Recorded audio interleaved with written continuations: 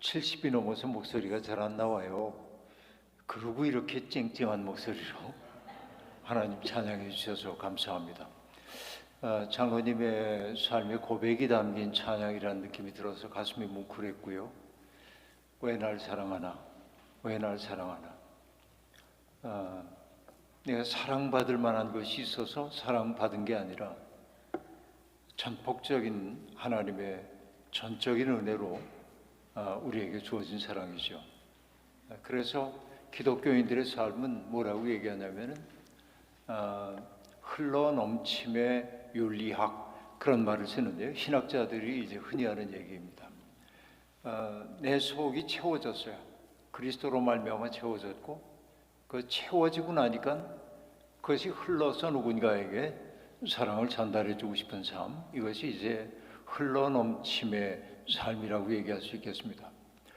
왜 날 사랑하나 하는 이 찬양 가사를 들으면서 한국에 있는 어느 초등학교 학생이 시험 문제에 썼던 답이 떠올랐습니다. 부모님은 우리를 왜 사랑하실까요? 아이가 대답했습니다. 그러게 말입니다. 아이가 생각해봐도 자기가 짜증도 잘 내고 또 말도 안 듣고 투정도 부리고 하는 자기를 끝없는 사랑으로 돌봐주는 부모님의 사랑, 생각해봐도 답이 안 나오죠. 그러게 말입니다. 우리도 그 초등학생의 심정으로 하나님이 왜 날 사랑하셨나 생각해 보니까 그러게 말입니다. 그래서 값없는 은혜를 받고 우리들이 인생을 살아가는 건데, 여러분, 은혜의 세계 속에 깊이 들어가다 보면 우리가 깨닫게 되는 게 하나 있습니다. 어떤 것들이냐면, 예수 믿었던 시기는 다 다를 거예요. 저 같은 경우에는 청년 시절에 처음 믿었고, 어떤 이들은 어머니의 모태로부터 교회를 다니기 시작했고, 어떤 분들은 인생의 말년에 교회를 다니기도 합니다. 그런데 은혜의 세계 속에 깊이 들어가고 나면 여지없이 하는 고백들이 있습니다. 그것을 바울 사도가 기가 막히게 요약을 했어요. 하나님께서 우리를 만세 전부터 택하여 주셨고, 때가 이름에 부르셨고, 또 부르신 자들을 의롭다 여겨주셨고, 의롭게 하신 이들을 영화롭게 해주셨다 라고 얘기합니다. 저도 살아온 세월 생각해 보면 21살 때 처음 교회를 갔다고 말씀드렸습니다만, 하나님이 나를 선택해 주셨던 그때가 훨씬 이전이라고 하는 사실을 제가 알고 있습니다. 제가 신학교에 입학했던 날 우리 어머니가 제게 기서가 일로 와 좀 앉아라. 그래서 어머니 앞에 가서 무릎을 꿇고 앉았습니다. 그래서 어머니가 제게 뜻밖의 얘기를 하셨습니다. 난 참 기쁘다. 어머니 뭐가 기쁘세요? 짐작이 가지만 이렇게 어머니께 여쭈었습니다. 그래서 어머니가 이렇게 대답하셨습니다. 나는 내 막내 아들이 주의 종이 되게 해달라고 14년 동안 하루도 거르지 않고 기도했다. 그런데 여러분, 어머니가 기도했던 그 14년 가운데 13년 동안 저는 교회를 한 번도 가본 적이 없어요. 그러니까 지금도 이렇게 생각해 보면, 제가 목사로 이렇게 평생을 살았습니다마는 나는 어머니의 그물망에 걸렸구나. 기도의 그물망에. 제가 어머니께 이렇게 여쭤본 적이 있습니다. 어머니, 아니 그렇게 기도를 하시면서 저보고 교회 가자 소리를 안 하셨어요? 그래서 어머니가 얘기합니다. 하나님께 맡겼지. 하나님께 턱 맡긴 거예요. 그러니까 그 막무가내의 맡김, 이게 저로 하여금 주님이 가라 하신 길로 갈 수밖에 없게 만든 일이 아닌가 생각해요. 그래서 저는 제 지나온 삶을 돌아보니까 주께서 나를 오래전부터 택하셨구나 하는 걸 알게 되고, 그리고 때가 이름에 나를 부르셨다 하는 걸 알았는데, 그 때는 제게는 어떤 때였냐면 인생의 실패를 경험하고 있던 때입니다. 저는 제 느낌을 그렇게 얘기를 하고 있는데요. 여러분, 어딘가를 들어가기 위해서 열지어 들어가다가 내가 들어갈 차례인데 문이 닫힌 거야. 오늘 마감이라는 거예요. 암담하잖아요. 뒤를 돌아보니까 내 뒤에는 아무도 없어. 이런 느낌. 그러니까 닫힌 문 앞에 서 있는 것 같은 느낌이 제게 들었고, 그러다 보니까 딱 내 설 땅이 이 세상에 없다는 생각이 들었고, 그러다 보니까 저절로 죽음의 유혹이 저를 찾아왔고, 그 순간에 기적처럼 교회 종소리가 들려왔습니다. 그 교회 종소리를 듣는 순간 저곳에 가고 싶다 하는 생각이 들었고, 이게 제가 교회를 간 첫날입니다. 그 종소리가 저를 불러서요. 이걸 뭐라고 고백합니까? 때가 이름에 부르셨고, 그죠? 주님이 부르지 않았으면 내가 갈 수가 없는 것이죠. 그리고 여러분 생각해 보면 나 스스로 떳떳하게 살아왔다고 늘 생각을 하고, 저는 아주 윤리적으로 도덕적으로 살아왔다고 자부하고 있었어요.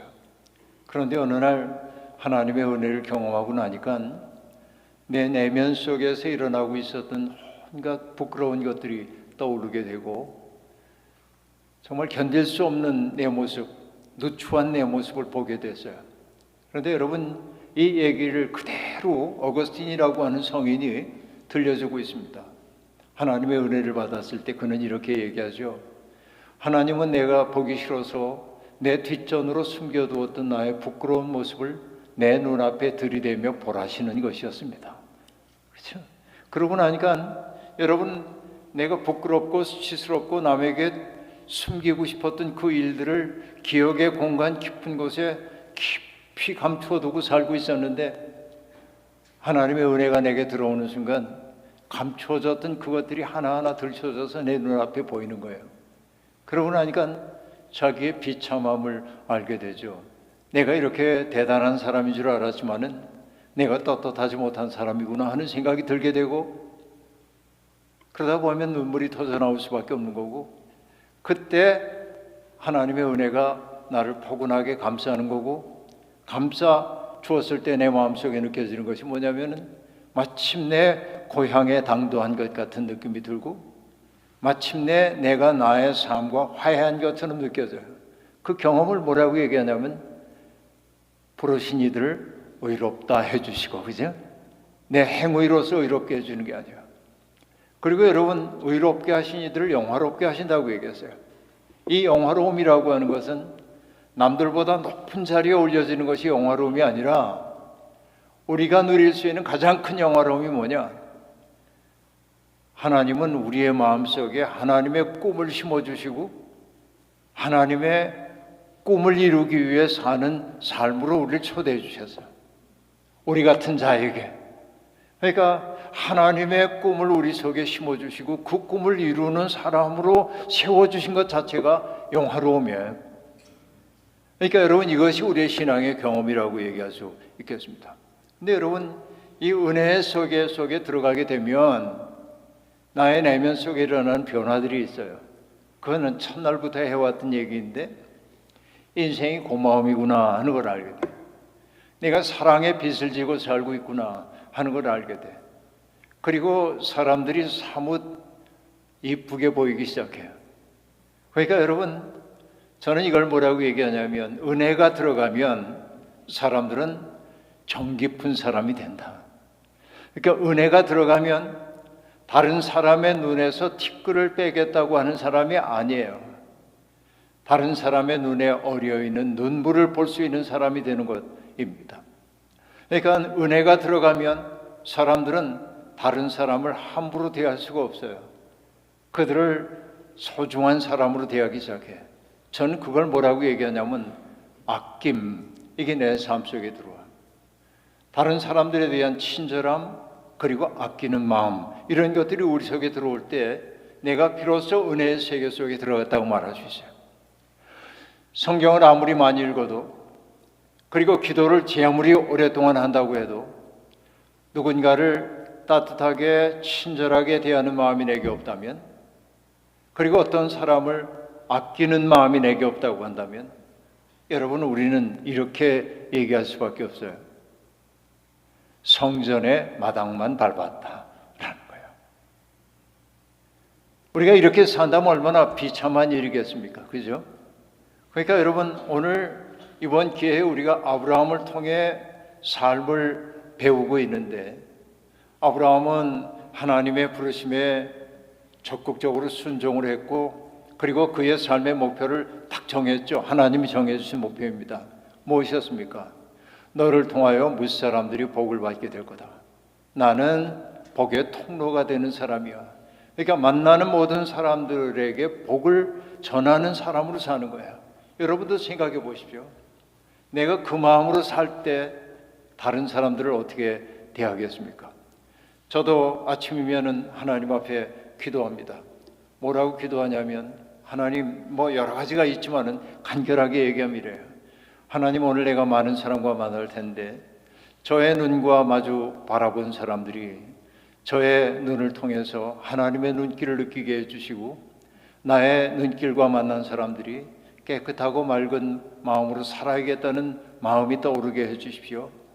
그리고 내가 하는 말이 누군가를 격려하고 일으켜 세워주고 누군가를 뒷받침해주는 말이 되게 해주십시오.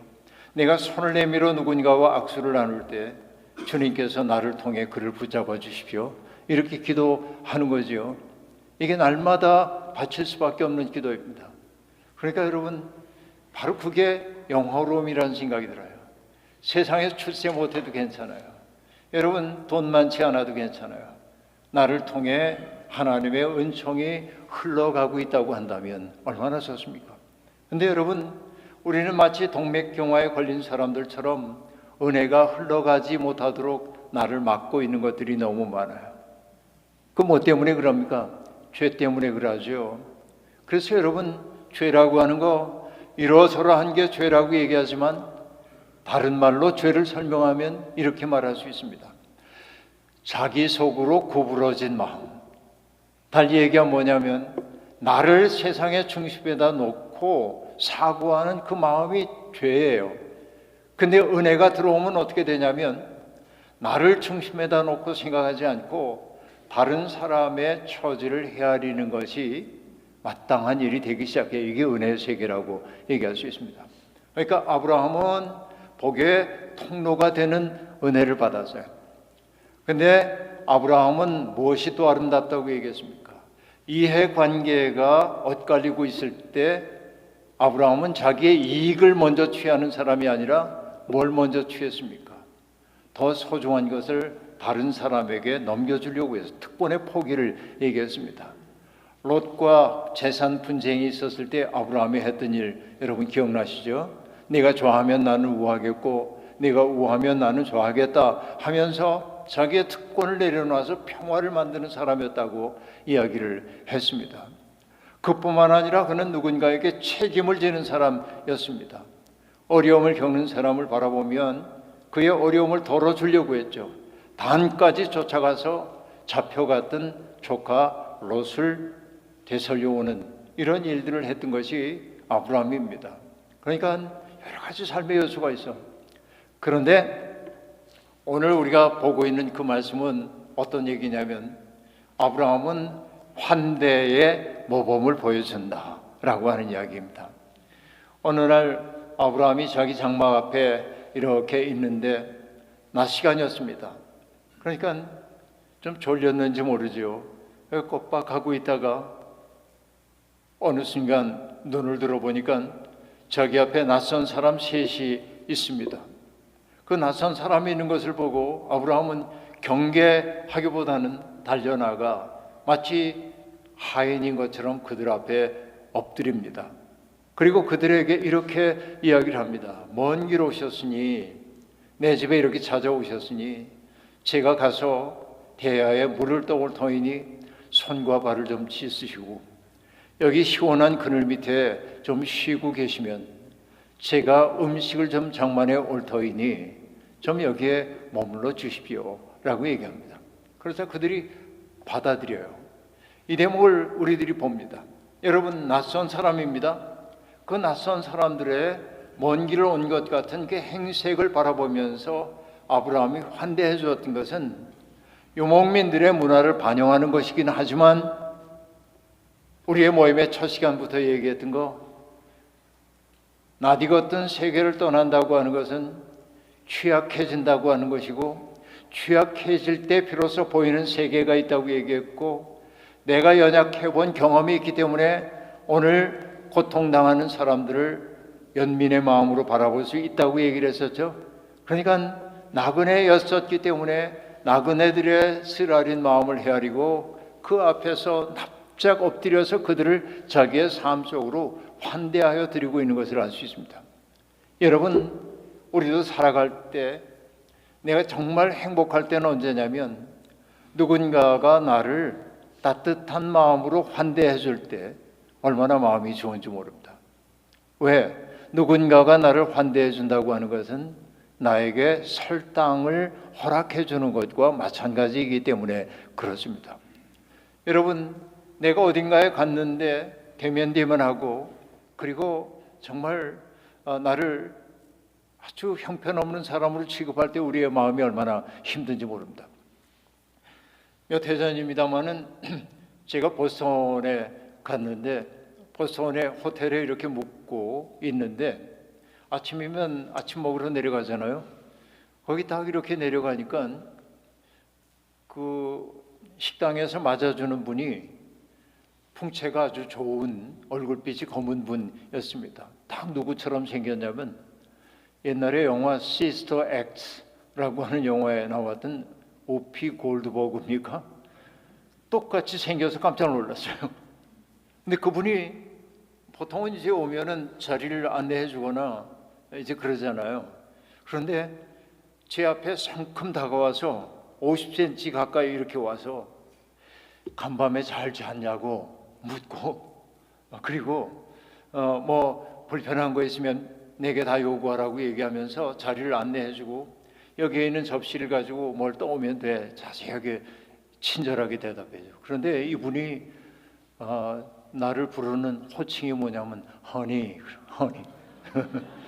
그래서 아니 이 사람이 나를 언제 봤다고 이렇게 얘기를 해? 그러고 있는데 근데 이분은 나한테만 그러는 게 아니라 손님들 모두를 그렇게, 그러니까 정말 친절하게 대하는 거예요. 그러니까 내가 가만히 살펴봤어요. 그 호텔에서 그분 하나 때문에 그 식당은 따뜻한 공간이 돼요. 사람들이 모두 환하고 그렇게 돼요. 이게 며칠을 묵으면서 날마다 보면서 한 사람이 얼마나 중요한가 하는 걸 느끼게 됐습니다. 나도 떠나는 날, 여러분 제가 떠나기 전에 사람들이 캐리어를 끌고 이제 마지막으로 이제 체크아웃하고 나갈 때 그냥 가지 않고 꼭 식당으로 들러. 그래서 그분에게 얘기해. 나 오늘 간다. 고마웠다. 인사하고 허그를 하고 가는 거예요. 그래서 참 재미있다 생각했어요. 저도 마치는 날, 떠나는 날 얘기했어요. 오늘 나 떠나게 되는데, 그리고 제가 이렇게 얘기를 했습니다. 당신이 있어 이 공간은 특별한 곳이 되었다. 따뜻하고 거룩한 공간이 되었다. 참 고맙다. 하나님이 그대를 축복한다 라고 말하자 눈물이 글썽글썽하면서 나를 축복해 줬어요. 그때 느꼈어요. 한 사람이 얼마나 소중한가. 한 사람이. 그러니까 그는 내가 받아들여주고 있다는 사실을 느끼게 만드는 사람이었습니다. 그러니까 내가 받아들여진다고 하는 사실이 그렇게 중요한 거예요.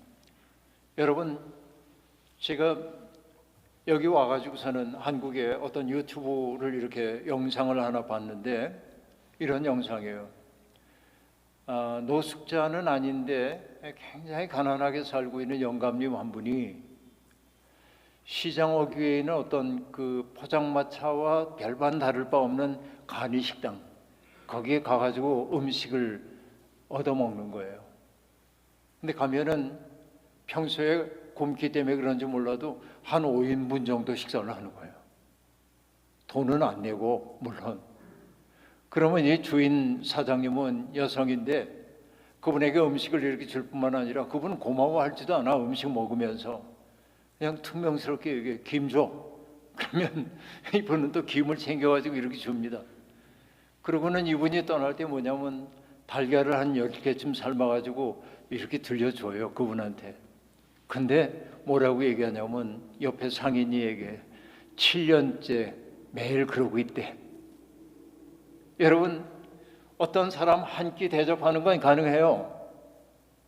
근데 옆에 상인이 얘기합니다. 내가 알기에 저 가게 주인은 형편이 넉넉한 분이 아닙니다.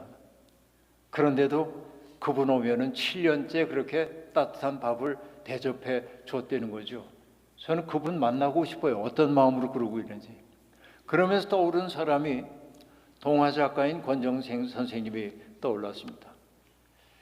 권정생 선생님이 이제 젊었을 때 폐결핵에 걸려가지고서는 다 죽을 지경이 되었습니다. 그런데 어느 날 아버지가 권정생을 불러요. 정생아, 네 동생이 19살이 돼가지고 결혼을 시켜야 할 텐데 폐병쟁이가 있는 집에 누가 그 폐병쟁이 집에 있는 아이를 누가 며느리로 맞아들이겠냐. 내 누이 동생 결혼시킬 때까지만이라도 좀 집 밖에 내가 나가 있으면 좋겠다 하는 거예요. 내 침을 받은 거죠. 그래서 권정생은 집 밖으로 나와가지고 경북 일대를 떠돌며 거린 생활을 합니다.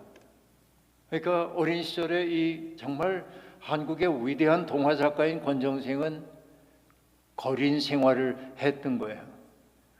그런데 어디 가면은 뭐 한 푼 줍시오 하기도 하고 밥 한 끼 좀 달라고 청하기도 하고 그러는데 경북 의성의 어떤 아주머니 한 분은 자기가 갈 때마다 한 번도 싫은 내색을 하지 않고 자기를 위해 밥을 내주었던 거예요. 그러면서 권정생 선생이 하는 얘기가 그 아주머니의 따뜻한 돌봄, 이것이 평생 자기의 마음속에 사랑의 빛으로 기억되었다고 얘기하고 있습니다. 근데 여러분, 그렇게 누군가를 전폭적으로 맞아주는 그런 사람들이 세상에 평화를 만들어요. 기왕 권정생 선생이 얘기했으니까 어느 날 폐병으로부터는 어지간히 이제 벗어났는데 또 다른 병 때문에 아주 초라하고 나이에 비해서 늙어 보입니다. 권 선생이. 어느 날 이제 장터에 나갔다가 집으로 돌아와야 하는데 버스비가 없는 거예요. 근데 버스비보다 쌌던 게 뭐냐면 비둘기호 열차 가격이 더 쌉니다. 그 비둘기호 열차를 이렇게 탔더니 어떤 아주머니가 자기를 멀끄러미 쳐다보다가 여기 앉으시라고 자리를 양보하는 거예요. 그래, 아니 됐다고 극구 사용하는데도 앉으시라고. 그 자리에 앉아서 위치가 바뀌었어. 권정생 선생은 자리에 앉고 아주머니는 서 있어. 아주머니를 이렇게 말끄러미 바라보다가 물었습니다. 아주머니 혹시 교회 다니세요? 그러니까 아주 반색을 하면서 예, 저는 경북 의성에 있는 어떤 교회를 다니고 있는 집사입니다 라고 얘기를 해요. 그러면서 자기 얘기, 묻지도 않은 자기 얘기를 권 선생에게 들려줘요. 어떤 얘기인가 하니까 이런 얘기입니다. 어느 날 집안일을 하느라고 이렇게 분주하게 이러고 있는데 누가 문을 두드려서 문 열어보니까 거린 하나가 동냥을 해달라고 이렇게 부탁을 하고 있는 거예요. 갑자기 짜증스러운 마음이 들어가지고 나 바쁘니까 가라고 그러고 돌아섰는데 탁 뇌리에 떠오르는 게 뭐냐면 틀림없이 그 사람의 모습이 예수님의 모습처럼 보여서 이분에게. 그래서 황급히 뒤주에서 한 대접 쌀을 퍼가지고 얼른 문을 열고 나가는데 안 보여요, 이 사람이. 그래서 어쩔 줄 몰라 하며 허둥거려 가면서 마을길을 고삿길을 다 도는데도 안 보여요. 그때 그분은 집으로 돌아와가지고선 눈물을 흘리면서 대성통곡을 해서 내가 예수님을 박대했구나 라는 얘기예요. 근데 그 다음 얘기가 이렇습니다. 그때부터 사람들이 내게 찾아온 사람이 다 예수님으로 보여요. 내게 찾아온 사람들을 다 예수님으로 보니 내 마음이 참 좋아요 라고 얘기해요. 여러분, 이게 환대의 이야기라고 얘기할 수 있겠죠. 그러니까 여러분, 누군가를 내 삶 속에 쏙 이렇게 받아들이는 그 마음이야말로 얼마나 다른 사람에게 그 고향을 안겨주는 마음인지 알 수 있습니다.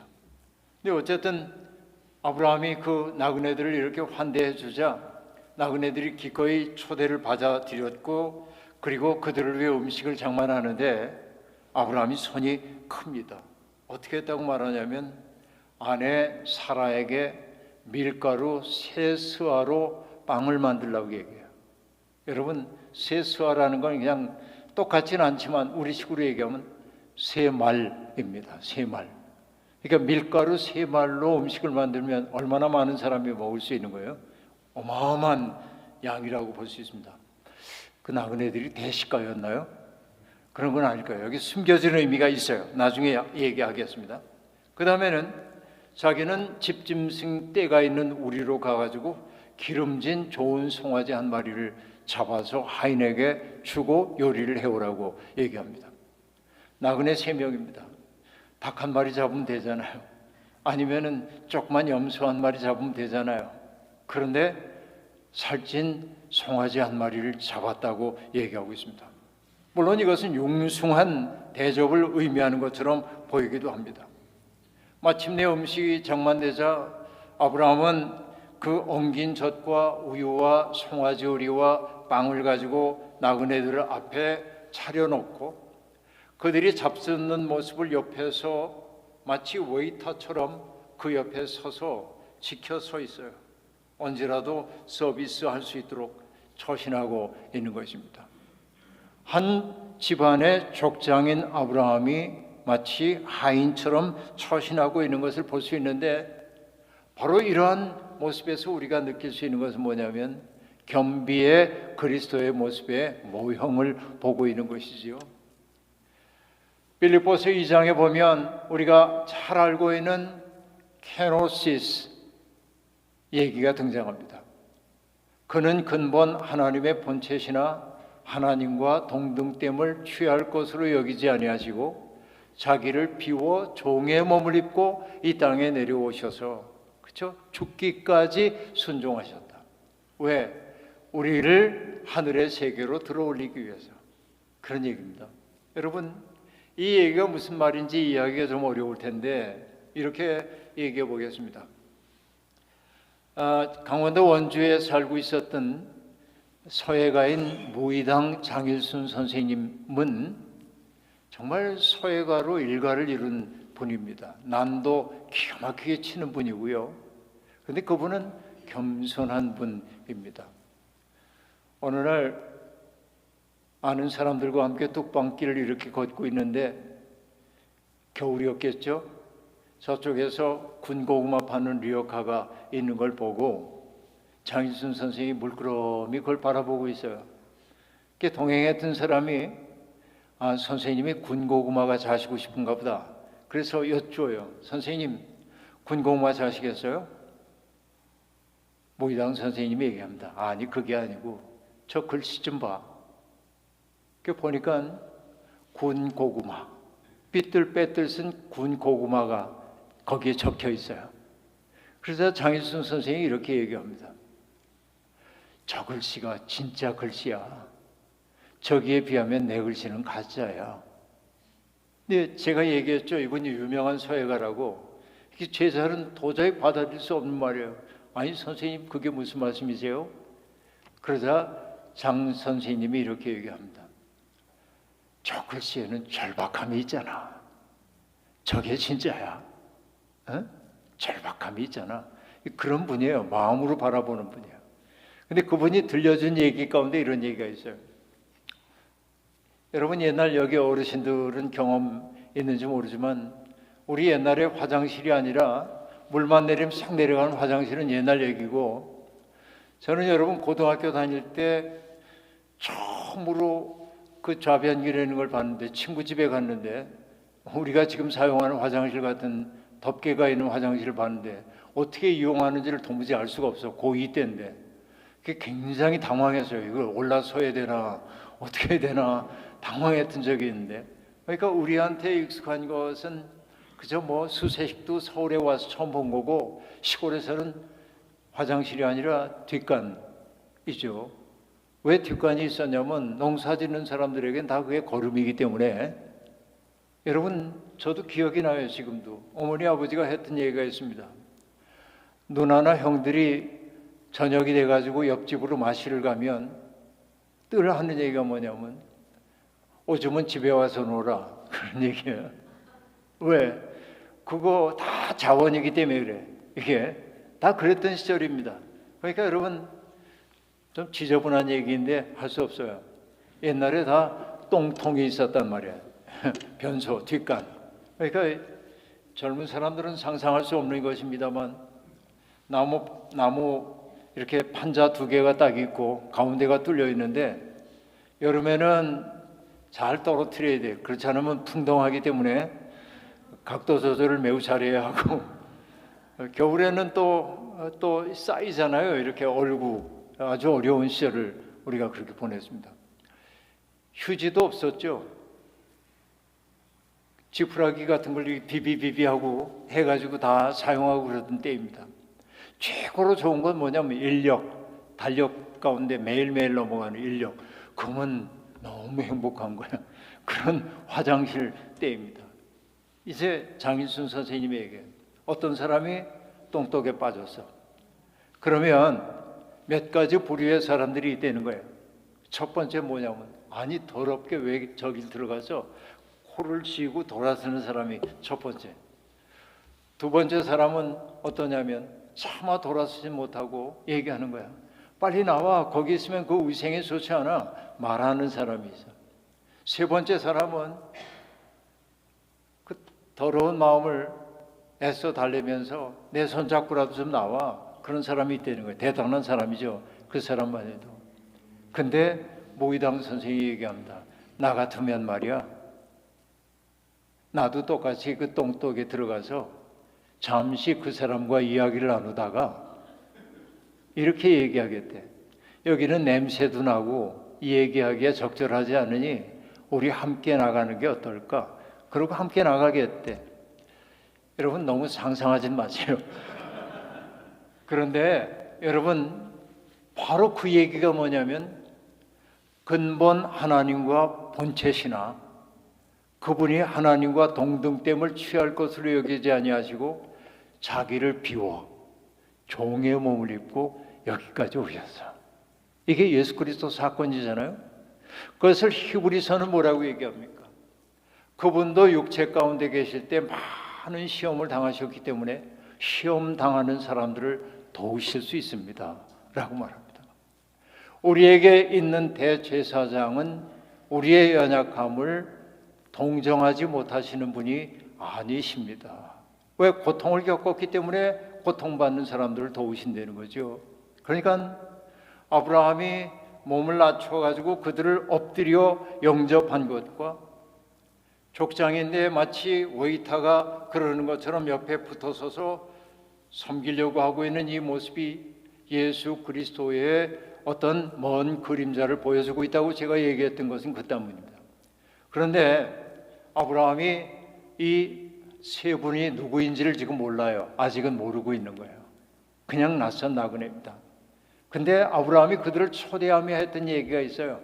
그 얘기가 뭐냐면, 이 종을 좋게 여기시면 내 집에 들어와 음식을 좀 드시고 마음을 상쾌하게 하신 후에 떠나소서라고 말합니다. 여러분, 제가 성경에서 제일 좋아하는 구절 가운데 하나입니다. 내 집에 왔어. 그래서 그가 내 집에 머무는 동안 마음이 상쾌해져 돌아갔으면 좋겠다 하고 얘기해요. 우리 인생에 소망이 있다면 이런 거 아닐까요? 나의 존재 앞에 당도한 사람 하나하나를 나와 만났기 때문에 그의 마음이 따뜻해지고 깨끗해지고 넓어져서 돌아갈 수 있다고 한다면 아브라함에게 하나님이 약속했던 그대로 복의 통로 역할을 제대로 했다고 말할 수 있지 않을까요? 나와 만난 사람이 나 때문에 불쾌해져 돌아가면 안 되잖아요. 이게 얼마나 소중합니까? 제가 여러분 성경을 보면서 마음속에 깊은 감동을 느끼는 것 가운데 하나는 요한복음에서 주님이 하셨던 말씀입니다. 이렇게 말씀하시죠. 나의 일은 아버지께서 내게 이끌어 주신 사람 가운데 하나도 잃어버리지 아니하고 마지막 날에 영생을 얻게 하는 것입니다 라고 말합니다. 그런데 여러분 가만히 보십시오. 예수님은 자기 앞에 있는 사람들을 누구라고 여깁니까? 아버지께서 내게 이끌어 주신 사람으로 여겨요. 그러면 여러분, 하나님이 이끌어 주신 사람을 내가 함부로 대할 수 있어요? 하나님이 이끌어 주셨는데. 예를 들어 봅니다. 제가 서울로 돌아갔어요.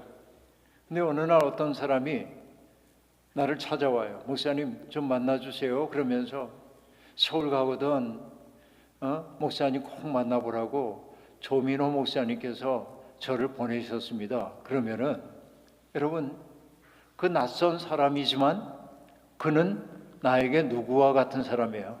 조민호 목사님과 같은 거예요. 그렇죠? 그러니까 나는 조민호 목사님을 생각해서라도 그 사람을 따뜻하게 응대할 수밖에 없는 거예요. 예수님은 사람들을 그렇게 여겼어요. 지금 자기 앞에 있는 사람 하나하나를 아버지께서 내게 이끌어준 사람으로 여겼어요. 그럼 어떻게 함부로 대하겠어요? 이 정성을 다할 수밖에 없는 거죠. 그러니까 병든 사람을 바라보면 그 당시에 종교인들은 그가 병을 앓고 있는 까닭이 무엇인지 신학적으로 해석했지만 주님은 그러지 않았어요. 그의 병을 당신의 몸으로 가져와 치유해 주셨죠. 귀신 들린 사람을 보면 불결하다, 더럽다, 위험하다 달아나지 않고 더러운 영에 들려있는 그를 불쌍히 여기셔서, 그렇죠? 깨끗한 영이신 예수 그리스도가 귀신을 내쫓아 그를 온전하게 만들어주잖아요. 뭐 때문에 그럽니까? 내 앞에 있는 사람이 하나님이 이끌어준 사람이라고 여겨졌기 때문에 그래요. 우리가 늘 그렇게는 살 수 없다고 해도 우리가 정말 성도답게 산다고 하는 것은 그 마음으로 사람들을 대하며 사는 일이 아닌가 생각해 보는 것입니다. 그렇죠? 그렇습니다. 누군가를 여러분 환대할 때 내 마음에도 기쁨이 있어요. 여러분 생텍쥐페리라고 하는 어린 왕자 썼던 소설가를 알 텐데 그분의 성체라고 하는 소설에서 생텍쥐페리는 친구에 대해서 이렇게 얘기합니다. 여러분 친구란 어떤 사람일까요? 이렇게 얘기해요. 친구란 평가하지 않는 사람이다. 우린 사람들은 이 사람은 이렇고 저 사람은 저렇고 평가한단 말이죠. 그러나 친구란 무엇보다도 평가하지 않는 사람이다. 그리고 말합니다. 방랑자에게 대문을 열어주고 그의 목발과 지팡이를 한쪽에 놓아주며 그를 평가하기 위해 춤을 춰보라고 말하지 않는다. 방랑자가 길 위에 활짝 핀 봄을 이야기하면 자신 안에 봄을 받아들이는 사람이다. 또 그가 자신이 떠나온 마을을 덮친 기근의 끔찍함을 이야기하면 그와 함께 고통스러워하는 사람이다 라고 말합니다. 여러분, 바로 이것이 환대하는 사람들의 삶입니다. 내가 누군가를 환대한다는 것은 내 눈으로 누군가를 평가하지 않는 거예요. 그냥 그를 있는 그대로의 모습으로 받아주는 거예요. 마치 하나님이 우리를 받아주신 것처럼. 그 사람이 그 사람답게 있을 수 있도록 허용해 주는 거예요. 근데 여러분, 내가 그렇게 받아들인다는 것을 느낄 때 사람은 변화되기 시작함을 알 수 있습니다. 이게 아브라함이 우리에게 보여주는 아름다운 세계예요. 그런데 여러분, 식사를 다 마친 이 세 나그네가 이제 길을 떠나 그러다 자기들끼리 회의를 하듯 얘기합니다. 우리가 하려는 일을 아브라함에게까지 숨기겠는가 라고 말하면서 아브라함에게 당신들이 누구인지를 얘기해요. 하나님의 보냄을 받은 천사들입니다. 구약에서 여러분 천사들은 천사이기도 하지만 때때로 하나님과 동일시되기도 합니다. 근데 그들이 아브라함에게 당신들이 지금 어디를 향해 가고 있는지를 얘기하고 있어. 어디입니까? 소돔성입니다. 그렇죠? 소돔성을 향해 가고 있는 거예요. 그런데 소돔성에서 들려오는 소리가 하도 해교하기 때문에 하나님이 소돔성을 멸망시킬까를 보기 위해 마지막으로 천사들을 파견한 겁니다. 아브라함에게 그 비밀을 발설하는 거예요. 그래서 아브라함이 천사들 앞을 가로막습니다. 이렇게 했는지 모르겠지만 다 가로막아. 그리고 질문을 던져요. 의인을 악인과 함께 죽게 하는 것이 하나님의 의에 합당합니까? 만약 저 소돔 성안에 의인이 50명이 있다고 한다면 어떡하시렵니까? 당혹스러운 질문입니다. 그러자 하나님의 사자가 대답합니다. 그 50명을 인하여 멸망시키지 않겠다. 한 말씀만 더 하겠습니다. 10명에서 5명이 부족하면 어떡하시렵니까? 그래도 멸망시키지 않겠다. 아브라함은 또 얘기합니다. 만약에 의인이 40명이 있으면 어떡하시렵니까? 점점 깎아요. 30명, 20명, 10명까지 깎아요. 의인이 10명 있으면 멸망시키지 않겠다. 여러분, 우리는요, 하나님이 하시는 일, 주의 뜻대로 이루어지이다. 아멘. 그럴 수도 있습니다. 아브라함이 했던 일은 무엇이에요? 천사들의 앞을 막고, 그렇죠? 저 불쌍한 존재들, 철없이 살다가 멸망을 앞두고 있는 그 사람들 어떻게든지 구하고 싶은 거예요. 그래서 하나님 앞에 중재하는 거예요. 이게 앞에서 얘기했던 책임과도 관련되는 거예요. 타자들의 고통을 껴안는, 타자들의 고통을 당신의 것으로 가져오려고 하는 것이 아브라함의 위험을 무릅쓰고 하나님의 사자 앞길을 지금 막고 있는 것임을 알 수 있습니다. 여러분, 우리가 교양이라고 얘기할 때 어떤 것들이 교양인가요? 다른 곳에서 그 얘기 들었어요. 집사님, 권사님, 장로님 미국에 오신 지 얼마나 되십니까? 그럼 얼마 안 됐어요. 전 40년밖에 안 됐습니다. 그런 분도 계시고요. 어떤 분은 50년 됐다고 하고, 그래서 그때 얘기를 이렇게 듣습니다. 어떻게 오셨어요? 그래, 이렇게 왔죠. 그러면서 하시는 얘기가, 그때는 이제 외국에 나오려면 정부에서 교육을 받고 나와야 했는데 어떤 분이 얘기를 하는 거예요. 미국 가면은 사교 댄스를 많이 해야 하기 때문에 춤을 배워가지고 가야 된다. 그래서 그분들이 춤을 배웠대요. 세종대학교 무용학과 학생들하고 춤을 배웠대. 여기 오면 파티가 많으니까 배워야 된다. 그래서 제가 물어봤어요. 춤 많이 추셨어요? 춤은 무슨 바빠 죽겠는데 한 번도 춘 적이 없다고 이제 그러는데, 여러분, 우리 옛날에 밥을 먹으면서 양식당에 가면은 포크를 어느 손으로 드는지 나이프를 어떻게 써야 되는지 헷갈려 가지고 이랬던 기억들이 있잖아요, 옛날에. 그리고 여러분, 제가 이건 농담으로 하지만 이렇게 얘기합니다. 결혼식장 같은 데 가면 많은 사람 앉혀야 되니까 원탁에 앉힐 때가 있는데 원탁에 음식을 다닥다닥 놨죠. 그러면 헷갈려요. 뭐가 헷갈리냐면 어느 빵이 내 빵이지 어느 물이 내 물인지 알 수가 없어. 그래서 제가 교양 있게 여러분 알려드립니다. 우수 좌빵. 이건 뭐냐면 물은 오른쪽에 있는 게 내 물이고 빵은 왼쪽에 있는 게 내 빵입니다. 헷갈리지 않으시겠죠? 우수 좌빵입니다. 그러니까 우린 제법 교양 있는 사람 역할을 하는 거예요. 그런데 여러분, 일본에 살고 있는 제1동포 학자인 서경석 선생은 교양에 대해서 이렇게 얘기합니다. 교양이란 타자의 고통을 상상할 수 있는 능력이다. 그렇게 말합니다. 어떤 사람이 교양이 있다고 하는 건 다른 게 아니에요. 다른 사람이 얼마나 고통스러울까, 내 앞에 있는 사람이 얼마나 어려울까 하는 것을 상상하고 그의 어려움을 덜어주려고 하는 게 교양이라는 거예요. 그러니까 여러분, 고급스러운 식당에 가서 식탁 매너를 지키며 음식을 먹는 것도 교양인지 모르지만 내가 이렇게 배부르게 먹고 남기도록 먹는 이 자리 저 바깥에 보니까 굶주리고 있는 사람이 있는 것을 보고 그를 위해 음식을 더 주문하는 게 교양이란 말이죠. 타자의 고통을 상상하는 능력이라는 것이죠. 내게 믿음이 들어오면 생기는 일이 바로 그런 것입니다. 왜 그럴까요? 예수님이 그런 삶을 사셨어요. 아브라함이 타자들의 삶에 대해서 책임을 지려고 했잖아요. 자기가 초래한 일이 아닌데도 불구하고 그들을 불행으로부터 구해주고 싶어 했잖아요.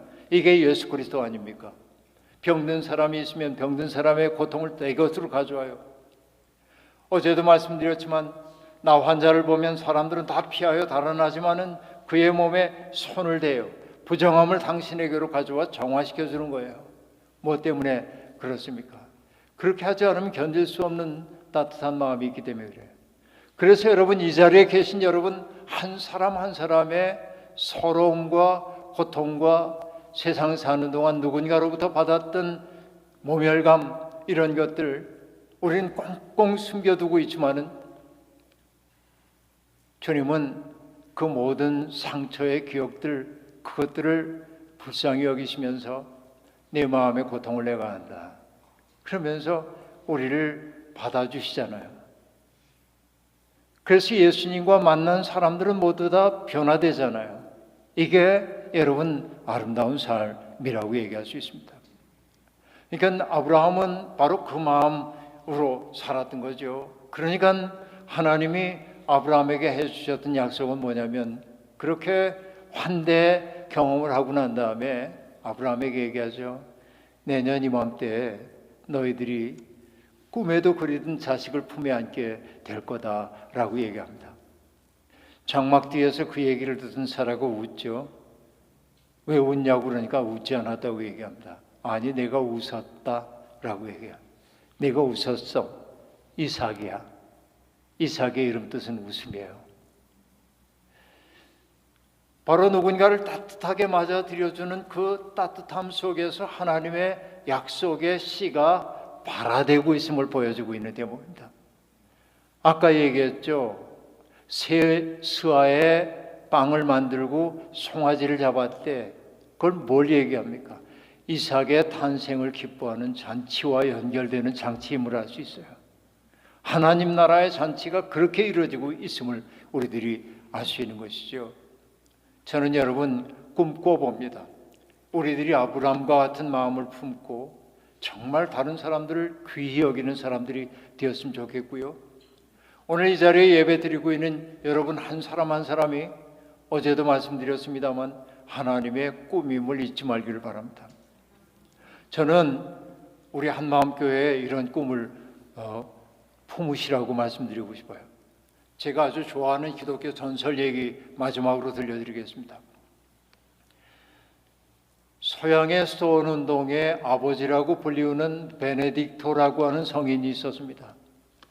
그는 젊은 시절에 귀족이었기 때문에 출세하고 싶어서 로마로 가가지고 출세길을 닦으려고 했습니다. 그런데 로마에 갔던 그는 깊이 절망합니다. 그 젊은이들이 얼마나 타락한 삶을 살고 있는지 모릅니다. 그래서 그는 로마를 떠나 아주 깊은 산골을 찾아 들어갔습니다. 그곳 이름이 수비아코라고 하는 곳이에요. 지금 로마에서 차를 타고 40분쯤 올라가야 하는 곳에 있는 아주 그 거친 그런 광야지대입니다. 근데 수비아코에 들어가는 순간 가까스른 절벽 속에 동굴 하나가 있는 것을 보고 어렵게 베네딕토는 그 동굴 속으로 들어가서 목숨을 걸고 하나님 앞에 기도를 하기 시작합니다. 거기에 어떤 수도자가 들어와서 기도한다는 소문이 나자 그 벼랑 위에서 살고 있었던 일단의 수도사들이 그를 돕기 위해서 바구니에 빵이나 먹을 것을 준비해가지고 끈에 매가지고 절벽 밑에서 이렇게 내려주면 베네딕토는 그걸 받아서 먹으면서 2년 동안을 기도 생활을 했습니다. 그런데 기도를 하다 보니까 유혹도 많아요. 로마에 살던 시절에 만났던 그 여인이 와가지고 왜 거기서 그러고 있냐고 환상이죠. 그래서 그 여인에게 이끌리듯 기도 동굴을 떠나가다가 화들짝 놀라고 내가 왜 이러는가. 그래서 옆을 보니까 장미 덩굴이 우거져 있는 것을 봐요. 그러자 베네딕토는 장미 덩굴 속에서 뒹굴뒹굴합니다. 가시가 막 박혔겠죠. 그런데 여러분, 흥미로운 것은 수비아코에 있는 장미에는 가시가 없어요. 이 전설과 다 연결이 되고 있는데요.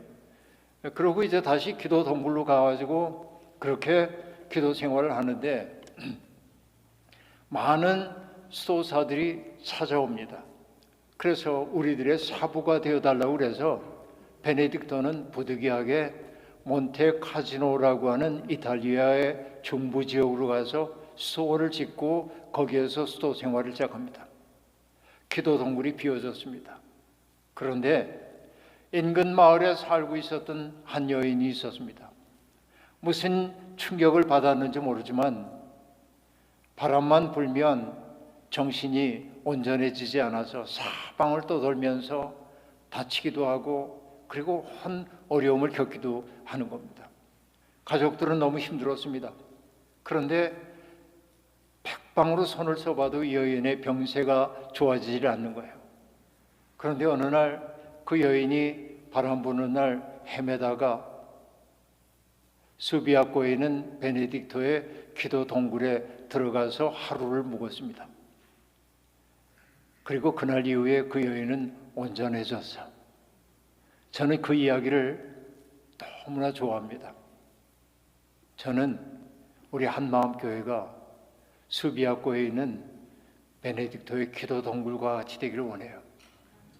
세상에 사는 동안 상처 입은 사람들, 세상에 사는 동안 누군가에게 적대적인 취급을 받아가지고 마음 상했던 사람들, 마음 들 것 모르는 사람들이 이 교회에 들어와서 공동체 속에 녹아드는 순간 그들이 맑아지고 따뜻해지고 깨끗해지고 행복해지는 교회가 되기를 원해요.